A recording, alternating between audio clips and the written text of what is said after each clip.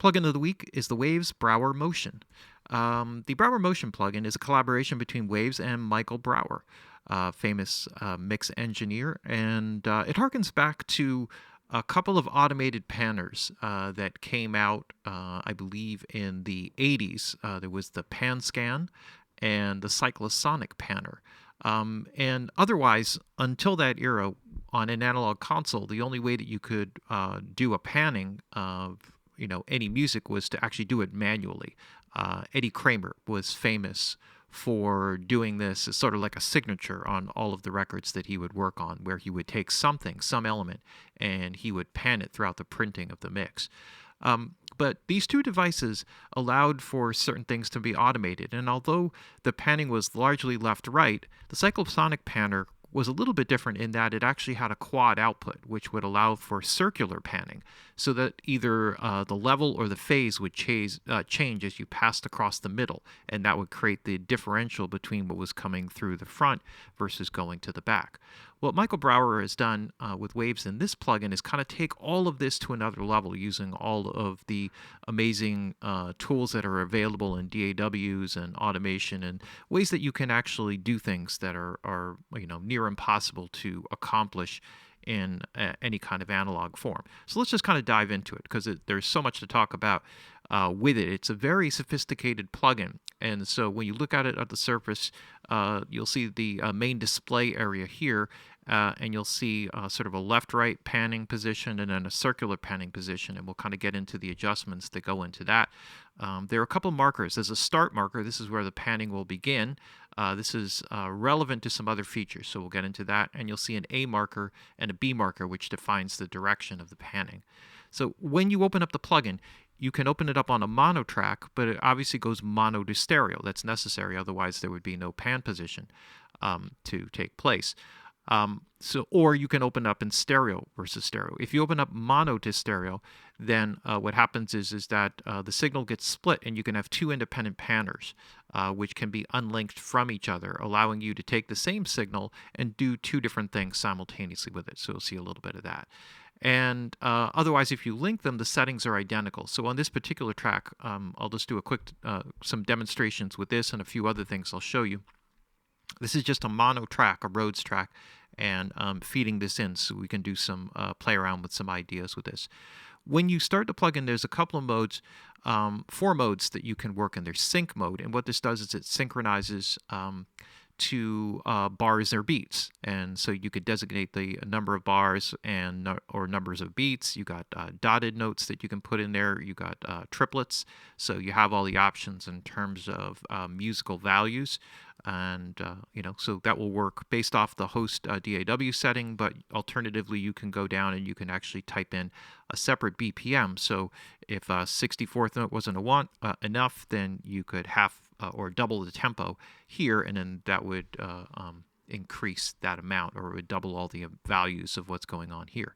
There's also a free mode, which just gives you a straight speed control, an input mode, which actually has a sensitivity control, so the panning will be reflective of the audio signal that's coming in. So it's essentially responsive to the amplitude of the signal that's coming in, amplitude modulation. And then you have a manual. This allows you to position your pan position manually, but on the surface that seems like, well, you could just do that with the panner, but it also allows you to automate that. So you can automate that position and kind of work with it from there. Primarily, we'll be working with the sync mode, but what will happen is different settings will come up here in the next path or part of the plugin, which is the pan type. Classic is just a simple left-right panning. So if I just were to play something here,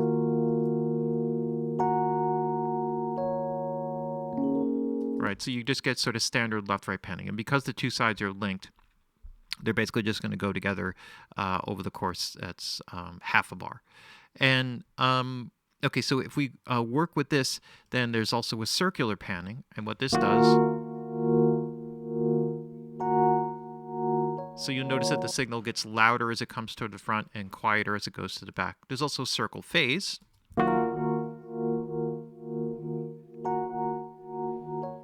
And And this will run except for you get a phase differential based on the positioning. And then you get something that's X lights, or like crossing lights. So the signal will go back and forth.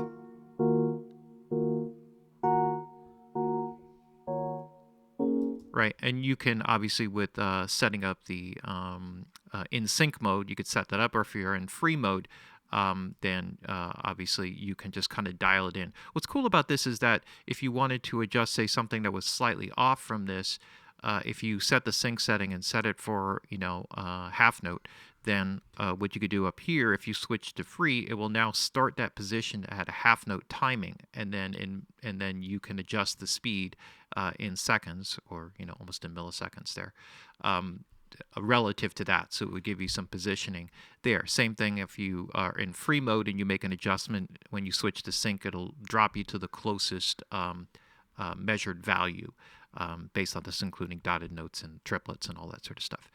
Now, once you've done this, we'll start with the same pattern. I just want to show a couple things here. You see that it's set to triangle mode, and what this does is it means that it moves evenly at an even progression. But there's some kind of there's a lot of hidden features in this which are kind of cool. So just kind of want to point out a couple things. One is that if you go to the sine wave modulator, it'll travel faster through the center and stay longer on the ends.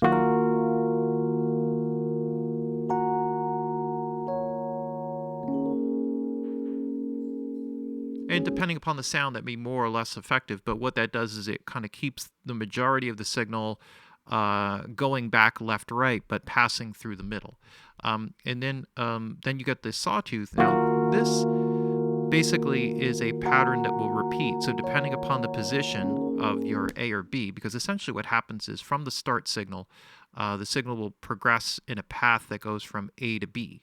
And so if, for example, you were in a circular pattern, in this case here, if we went to a circular pattern, what will happen here, you'll notice, is that it will continue the path, because in going from A to B, it picks up right where it left off, and it goes all the way around, okay? Whereas if we were in this mode, you'll see that it kind of toggles back and forth, right, going between the A position and the B position. Same with the sine wave. So this can sometimes be confusing in terms of the way that you look at it. And if you select the square wave in this particular mode, it won't move at all, because it goes back and forth between the A and the B position, which is in the identical location. So you have to so sometimes when you see certain things that are off or odd, if you start to think about it and you understand it from that perspective, then you basically can get it to work the way that you want.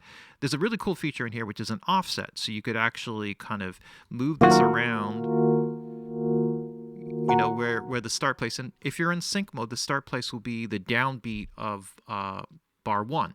And if you wanted to go in the reverse direction, you could go in the reverse direction, okay, and work with it from that place, right? So it gives you the ability to kind of circularly, in this case, or if it was in left-right, offset. Now, when you're working, let's just kind of go back here for a second. In the classic mode, you also have a width control. Now, the width control also allows you to expand beyond stereo. So you'll get a little bit more phase going on there. And if we go to like a circle mode here, then that phase will stay in, but we can also decrease the depth. So now the differential in volume is not as great as you're going from front to back. So this gives you that ability to sort of maximize it, that volume differential,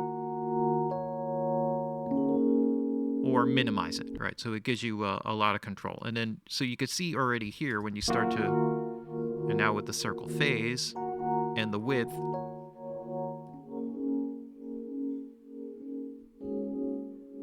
right, it gives you a lot of variability and lots of options here. Okay, so let me kind of normal this out. So normally the depth is kept at 100%, the width is at 100, and then you can go up to 200 or down to 0. And you might think, well, what does this do? This would actually just take the instrument, pull it forward and back, right? So you can still, it's not as if you can't use that in the width. So there's, in other words, just given all of those basic options, you have a lot of different ways that you can go. Now, when you're working with this, and maybe what I'll do is I'll switch back to classic mode here for a second. You can also apply a pre-delay. So what this does is the delay by the amount that you set here feeds the panner or the two panners, and so you can activate the modulation, which allows you to modulate that signal. And so effectively what ends up happening is something along the lines of like a Doppler type of effect. So maybe that would work better with the circle mode, or let me go circle phase.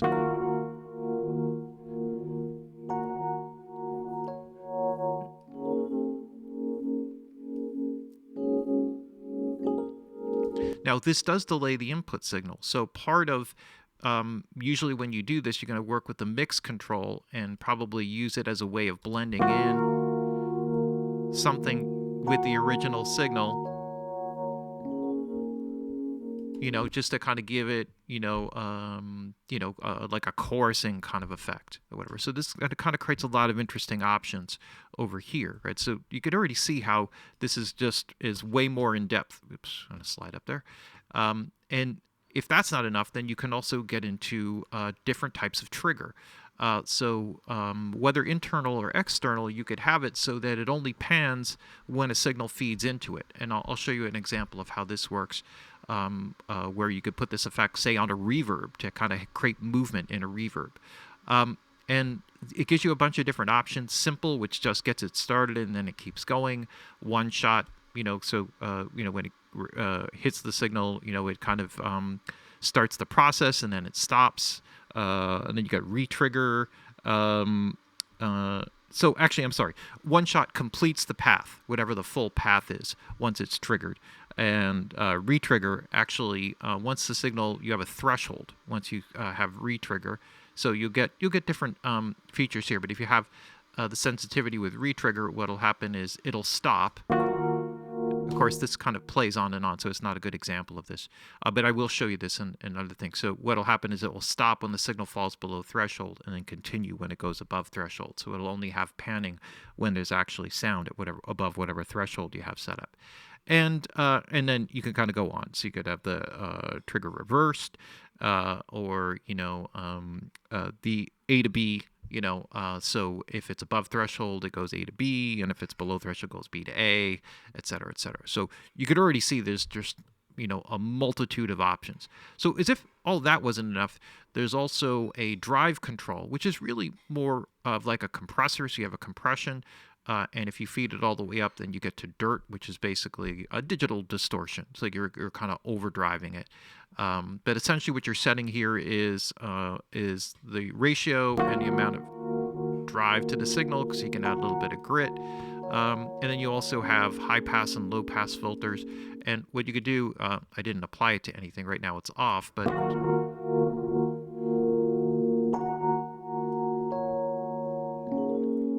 am I still in a trigger mode? Let me turn that off. Right. All right. So I can use this as a way to kind of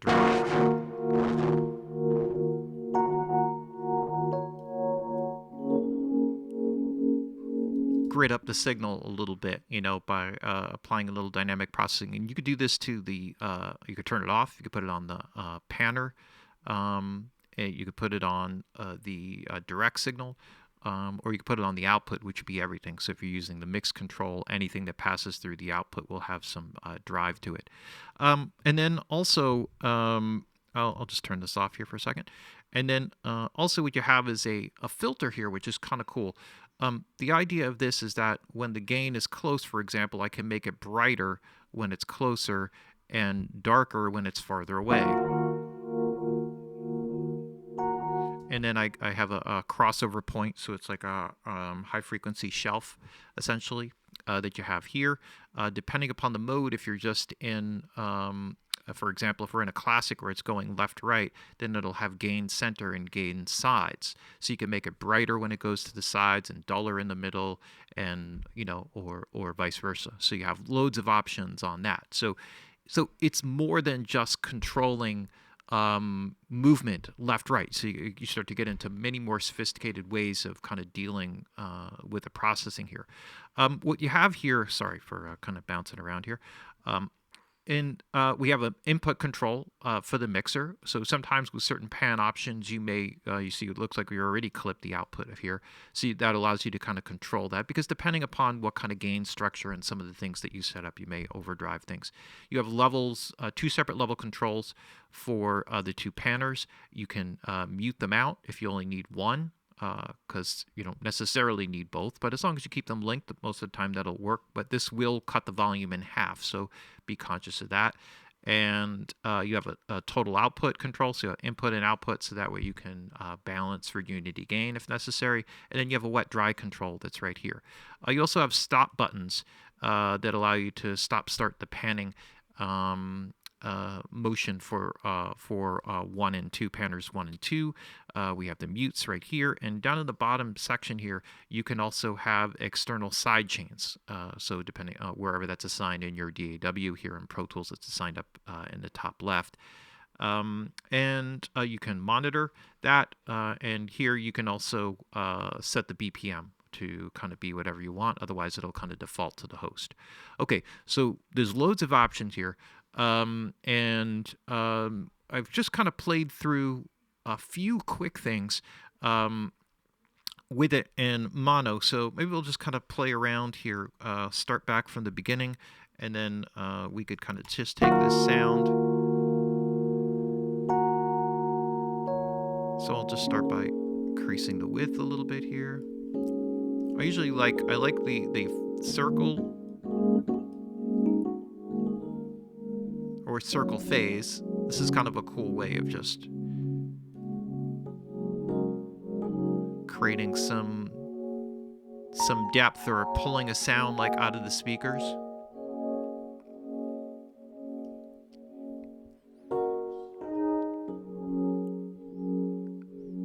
Now, one thing I probably should talk a little bit about here is that when you're dealing with setting a start position, so when you're doing this, you will find that this will become like your downbeat start position, and because the settings are linked here, I can set across paths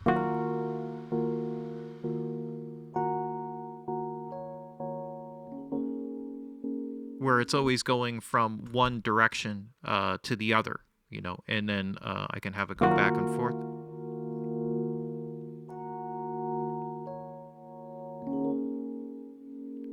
And and then I can by doing reverse, it'll go from B to A.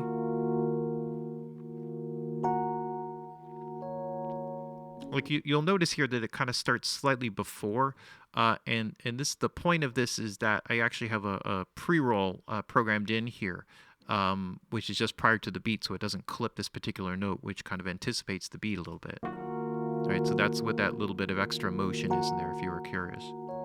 Now, when you're dealing with this, because we have the 2 panners here, so let me go back and just kind of load up a full reset here, just to kind of set some of these things up. I can also set some different things, and this can kind of be fun a little bit more with the circle phase here. I'll kind of increase the width, maybe lessen some of the depth here, and now if I de-link them or unlink them, I can reverse directions. So now, we're creating a little bit of a variation on the settings. And because each one is a separate thing, I can actually set a delay and a little bit of modulation on one of them, just to kind of isolate them a little bit more.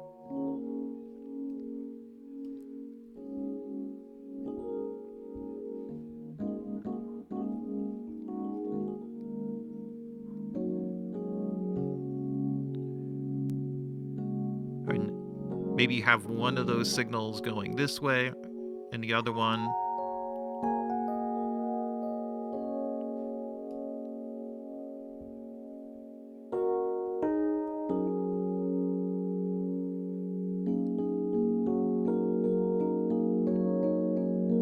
where it's almost 2 separate instruments.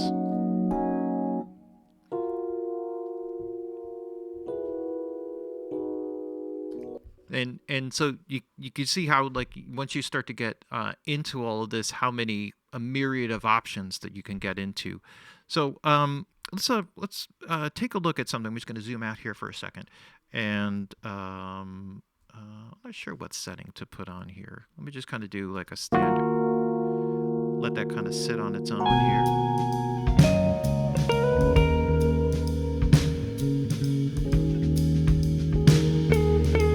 All right, so one of the things that you can do, and this will kind of show off a little bit on what I have here on the snare plate. So maybe I'll just kind of mute this out here for a second. So what I did here was just to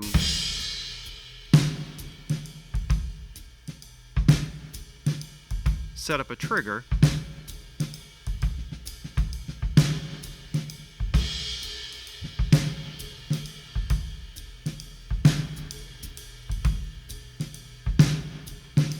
So what I did here with the snare reverb on the plate was I set it up in a one-shot trigger mode. So every time the snare hits, I didn't key it externally. So this is just kind of coming straight in. Have the sensitivity running here. So when that snare hits and the trigger reverbs, it actually kind of ricochets, right, where it darts to the other side and comes back, and you get this.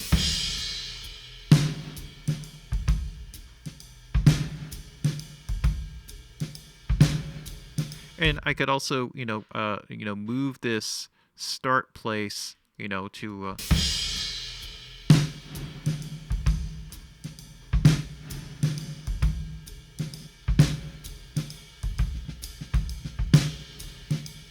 oops. Okay. Yeah. All right. Now I'm starting to get myself in a bunch of trouble here.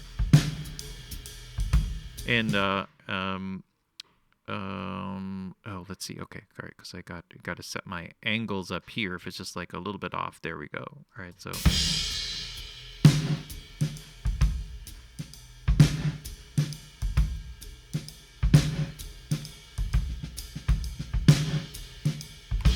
Anyway, you can kind of get a little bit of an idea where you can kind of work back and forth, up, down, kind of create all kinds of interesting effects. And when you start getting into all the modulation things, isolating the two patterns from each other, kind of offsetting the times, adding pre-delay in them, you can start to create all kind of crazy swirling effects, especially in something like a circle phase, where if you're really into creating more of those 3D kind of effects that are really big in a lot of music, where you get like the reverb with a dry signal is almost mono, but the reverb is really wide or extra wide, especially in EDM music.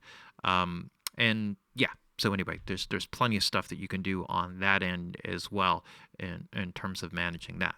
Okay, so all of that aside, let me just kind of pull that back and just show you one other one, which is kind of cool.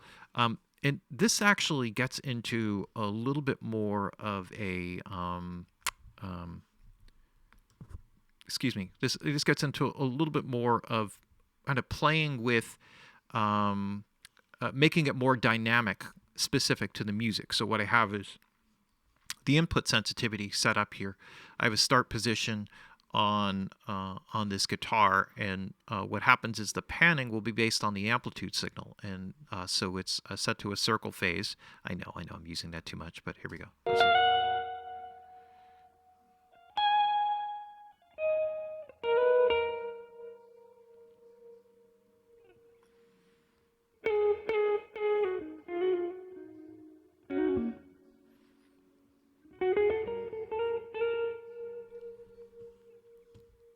So you can see how it's dynamic, and then from here you can obviously you could play with this quite a bit. So I can move this towards the center and start changing the arc of different positions where it picks up.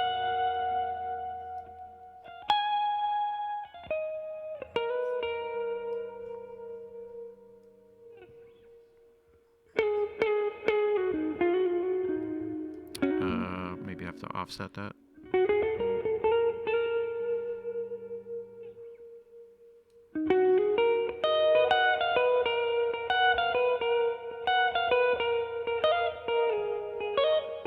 or if I offset and reverse one of them,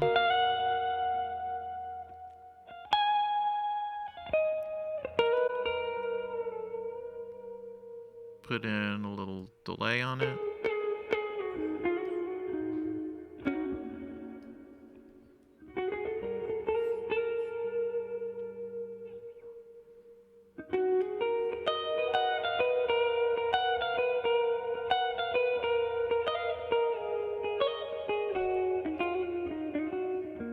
So, however you want to mess it up, you can, kind of dive into it all. If the display is too much, especially when you're linking things, you can always show or hide certain things in the display.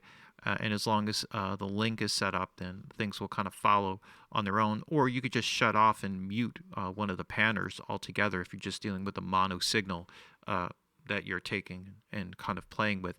But otherwise, the split pan option does allow for a lot of different ways that you can use the plugin. Now, when you start getting into all the different things about like it filtering different ways, closer and far, or left, or center, or left and right, and then the dynamics controls, and all you factor in all the things that you can get into just by just a few examples that I'm showing you here and giving you the basic setup of it.